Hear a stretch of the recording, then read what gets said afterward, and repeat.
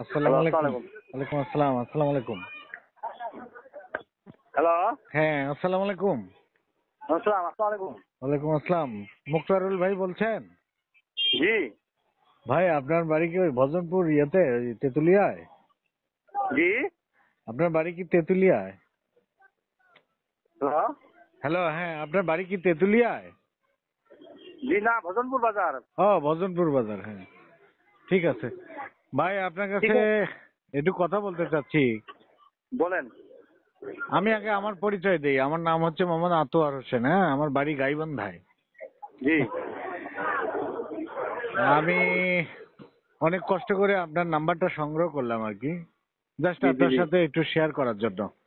কারণটা আচ্ছা, এটাই আপনার কাছে জানতে চাচ্ছি যে আপনি তো গত 24 সালে মনে হয় অসুস্থ হয়েছিলেন। ও 24 সালে কিসের জন্য যে? আপনি কি হার্টে রিং পরেছিলেন না? ও জি, জি, আমি না, আমার শ্বশুর করেছিল। ও, আপনার শ্বশুর? জি, হ্যাঁ, ও আচ্ছা, উনি উনি উনি কি ওই রংপুরেই ইয়ে করছে তো নাকি? হ্যাঁ, জি, রংপুরেই উনি মানে করছিল, ডাক্তার মাহবুবুর রহমান ওখানে। আচ্ছা আচ্ছা, ওটা কয়টা রিং পরেছিলেন ভাই? একটা। কত টাকা নিচ্ছে? উনি আমার কাছে 1,20,000 টাকা নিচ্ছেন। ও আচ্ছা, রিং কি উনি নিজে দিছে না কোনো কোম্পানির লোক এসে দিয়ে গেছে? উনি নিজে দিছিল। উনি নিজে দিছিল? জি, তো ওই রিং পরানোর পরে আপনার শ্বশুর কি মোটামুটি সুস্থ হয়েছে নাকি অন্য কোনো ডাক্তারের সব শরণাপন্ন হওয়া লাগছে? না না, উনি সুস্থই আছে। এর মধ্যে হঠাৎ আমার শ্বশুর একটু মানে খাদ্য চোদা লোক তো, মানে উম, বসনা লোক না উনি, মানে কাছে শ্রমে, মানে পরিশ্রমী লোক, বুঝা পারছেন? আচ্ছা আচ্ছা মানে উনি কাজ ছাড়া বসে থাকতে পারে না। ওনার আপনি যদি বসায় রাখেন, বসায় খাওয়ান, থাকবে না। উনি আচ্ছা। যে কোনো মানে কাজ করবে। ধরেন যে ওনার 3-4টা গাড়ি আছে, মনে করেন যে আপনার গম মারা গাড়ি আছে, হুম হাল বোয়া গাড়ি আছে, সেলো হুম মেশিন আছে পানি দেওয়া, হুম। মাঝে মধ্যে পানি দিয়ে স্প্রে করতে যায়। এই আচ্ছা হচ্ছে কাজ। এরকম করে কাজ করতে করতে একদিন আর কি হঠাৎ করে অসুস্থ হয়েছিল। মানে ও দুপুরে খাওয়া করে নাই, এমনি পানি দিতে গেছিল, মানে স্প্রে হ্যাঁ করতে গেছিল সার। হ্যাঁ হ্যাঁ হ্যাঁ। তখন একটু অসুস্থ হয়ে গেছিল। পরে আবার রংপুর নিয়েছিলাম। আচ্ছা, পরে আবার রংপুরে আনে ডাক্তারকে দেখাচ্ছি, পরে আবার সুস্থ হয়েছে, কোনো সমস্যা নাই। বর্তমান খাওয়া দাওয়া পরে কি ওই সবকিছু ঠিক আছে। পরে কি ওই মাহবুব স্যারকেই দেখাচ্ছেন না অন্য কোনো ডাক্তারকে দেখাচ্ছেন? না না, পরে মাহবুব স্যারের নামে একটা কমপ্লেন ছিল, তো ওই যে একটু পেপারিং বা ফেসবুকে একটা কি জানি সমস্যা হয়েছিল। হ্যাঁ, সেই লোক আমি। ও জি, সেই জি, লোক জি। আমি। পরে বোধহয় বসনিয়া স্যারকে দেখাইছেন আপনারা? না না, আমরা তো মেডিকেলে ভর্তি করছিলাম। মেডিকেলে ভর্তি করার পরে মেডিকেলে তো ওই বলছিল যে এরকম এরকম সমস্যা। হ্যাঁ। পরে এরকম এরকম সমস্যা, আপনারা কিভাবে কি করলেন? আমরা মাহবুব স্যারের সাথে এরকম এরকম ঘটনা হয়েছিল, আমরা তো ওর কাছে কাজটা করিনি। আচ্ছা তারপরে আমরা তো এখন সুস্থ, আমাদের কোনো সমস্যা নাই।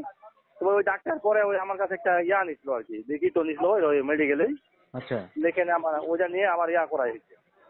ও পরে আমরা আবার মাহবুব স্যারকে দেখাইছি, মাহবুব স্যার কিছু বলে নাই অবশ্য। তা আমার শ্বশুর সুস্থ, কোনো সমস্যা নাই। হুম হুম হুম। কিন্তু 1,20,000 টাকা নিল, তাই তো? জি, জি। এটার কি কোনো রিসিপ্ট টিসিপ্ট দিছিল আপনাকে?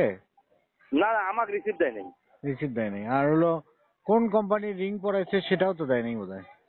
না না, উনি বলছে যে আমেরিকা।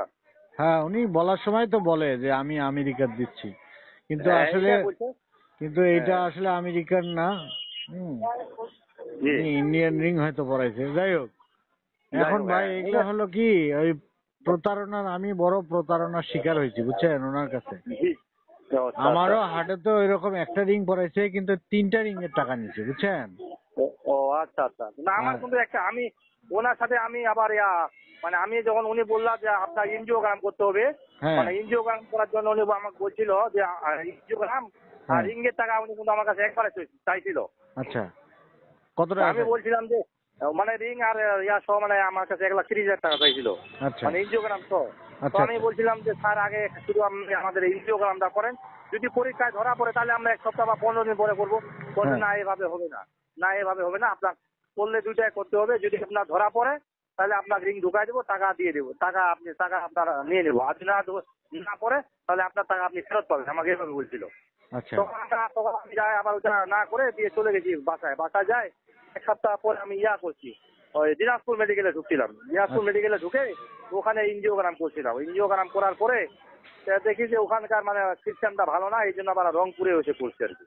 ও আচ্ছা আচ্ছা, তাহলে ওখানেই করছেন তাই না? এখন বিষয়টা হলো কি, দিয়ে আমি ভাই এই প্রতারণা করি যে টাকা টুকা নিচ্ছে বুঝছেন, এই জন্য আমি কিন্তু জি ওনার বিরুদ্ধে মানে হ্যাঁ বললাম না, বিভিন্ন পেপার কাটিং টাটিং শুরু করে বিভিন্ন হুম মিডিয়ার কাছে, বিভিন্ন জায়গায়, বিভিন্ন দপ্তরে আমি কিন্তু ওনার ওনার বিরুদ্ধে ইয়ে করছি আর কি, বুঝছেন, আবেদন জি জি করছি। জি তো আমি চাচ্ছি যে যেহেতু উনি আমাদের এই রংপুরের একজন সিনিয়র কনসালটেন্ট জি হ্যাঁ কার্ডিওলজিস্ট বিভাগের, উনি এই যে হুম যেমন এই যে আপনি আপনি আপনার সাথে কথা বলি মনে হচ্ছে যে আপনি একজন শিক্ষিত লোক, হুম তারপরেও কিন্তু আমার কাছে মনে হচ্ছে যে আপনি ওনার কাছে প্রতারণা শিকারে পড়ে গেছেন। ঠিক আছে। হ্যাঁ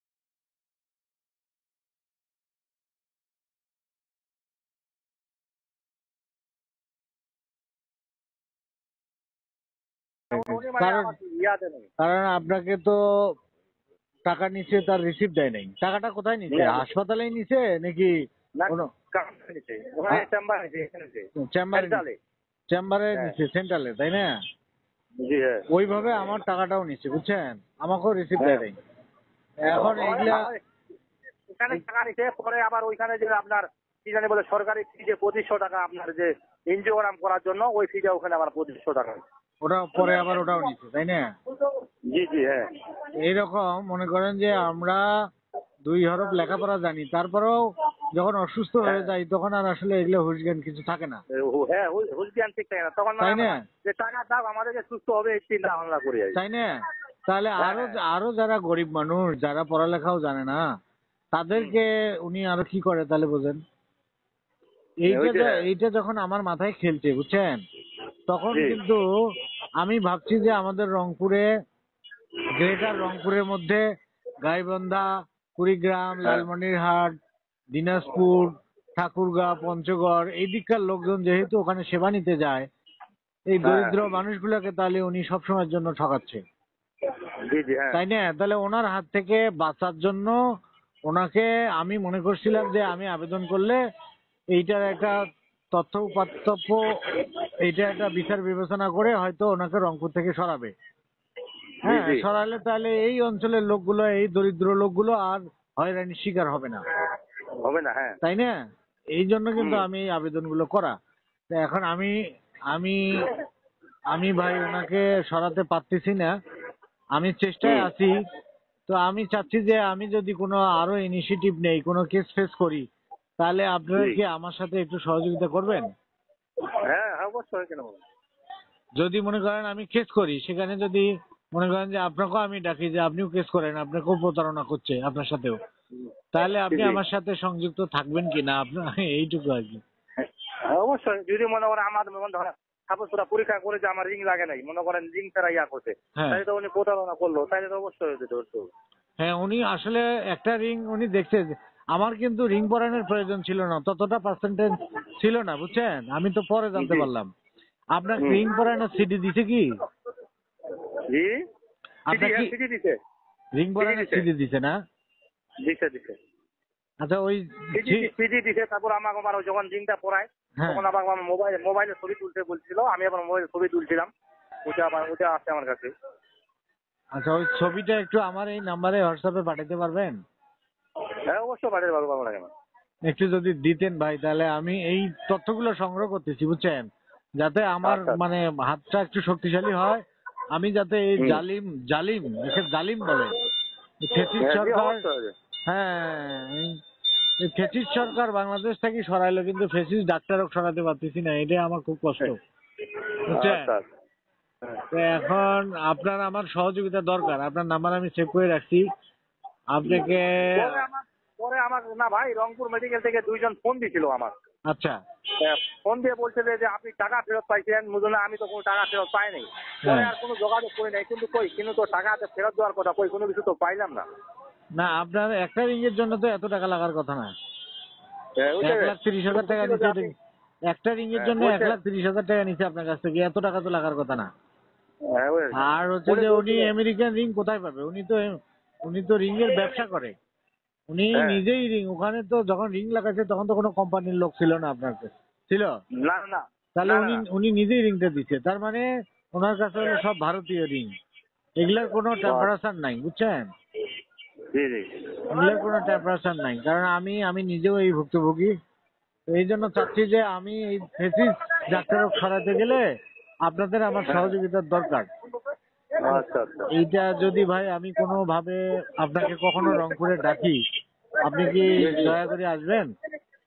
হ্যাঁ আসবো, আসবো না কেন, আসবো। আমি যদি আইনের আশ্রয় নেই তাহলে আমার সাথেও আপনাকে যাইতে হবে। আচ্ছা আচ্ছা। আপনার হচ্ছে যে টাকা পয়সা নিয়ে কোনো চিন্তা করার দরকার নেই, ঠিক আছে? যা খরচ আমি সেটা বহন করব, আমি বহন করব, আপনারা খালি আমার সাথে তাল মিলাইয়া যাবেন। আচ্ছা ঠিক আছে ভাই, আচ্ছা, ঠিক আছে ভাই। অনেক আচ্ছা, আমি ধন্যবাদ। ছবিটা আপনার রাত্রে দিয়ে দিব আপনার এই নাম্বারে। হ্যাঁ, আমার এই নাম্বারে একটু হোয়াটসঅ্যাপ করে আপনি একটু পাঠিয়ে দিন। আপনাকে অনেক ধন্যবাদ ভাই। আচ্ছা ঠিক আছে। মাঝে মধ্যে কথা হবে আপনার সাথে, ঠিক আছে ভাই। আচ্ছা। আসসালামু আলাইকুম। হ্যাঁ, আচ্ছা।